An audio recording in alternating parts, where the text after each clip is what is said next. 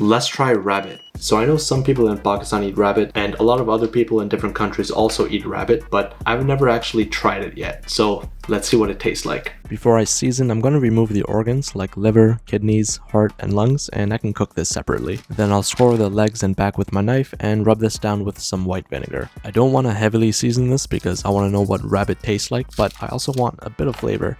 So I'm going to rub this down with some dirt on all sides and also coat it with some olive oil. And for a snack, I'll feed my bunny a little carrot. I popped this in the oven at 375 for about a half an hour until the internal temp of the leg was around 160. And that's pretty much it. So this looks like a chicken thigh. That's not bad. That's almost like chicken, but it's also something else. What is it? But I would say the texture isn't as soft as a chicken thigh. It has a little bit more of a bite. Maybe that's just the way I cooked it. Mama, eat it. Oh, so cute. First time I eat. Good. Not bad. What does it taste like? But I feel like so sorry. Like chicken? Yeah.